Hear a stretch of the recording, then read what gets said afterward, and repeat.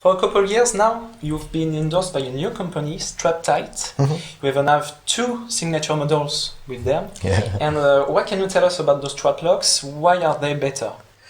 Oh yeah, well first of all, you need some kind of a strap lock. There are quite a few guitars, especially the Gibson guitars, they're very prone to just letting go of your strap. And you know, as your strap becomes more and more your favorite strap, it becomes more likely to fall off your guitar. SGs, 335s, Les Pauls are notorious for that top button falling off. And it's catastrophic, of course. Anytime you've got a guitar that has a neck through the body construction, it's under a lot of tension, and it only takes about this far to fall and it snaps, right? For years I tried mechanical metal strap locks, and they either transmitted too much noise, creaking noise, you know, when you're using high gain sounds, or they were too big, or you couldn't take your strap off in the case, and so then the remaining parts of the strap would smudge or scrape the finish of the guitar. There were all kinds of problems, and they were expensive, and they required you drilling out, you know, the wood of your guitar or something like that.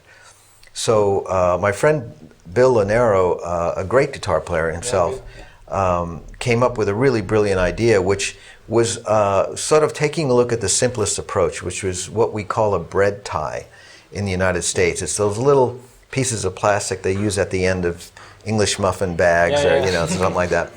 But they always break. You know, you 1, 2, 3, 4, 5, and it's broken. You know, and people would use the rubber grommets from the Grolsch beer bottles or something like that.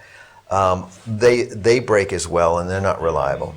But these little things he devised really was taking a look at something that in essence was the best idea, which is something that is extremely light, adds no mass or noise to the guitar, does not make you have to change your strap or your strap button.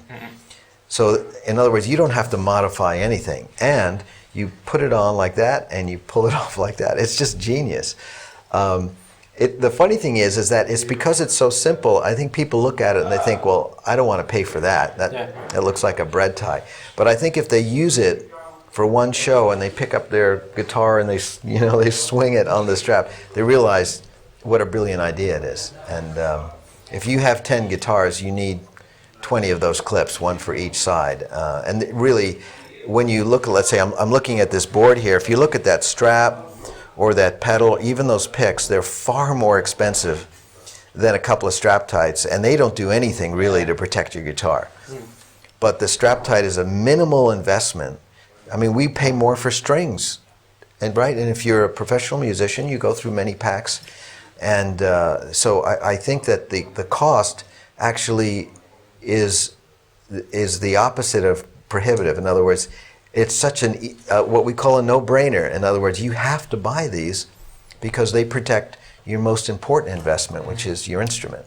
So I think they're really great, yeah. And if you don't like my face, you can just buy the blank ones. I think they make them the blacks. the black and white. Yeah, use the black side.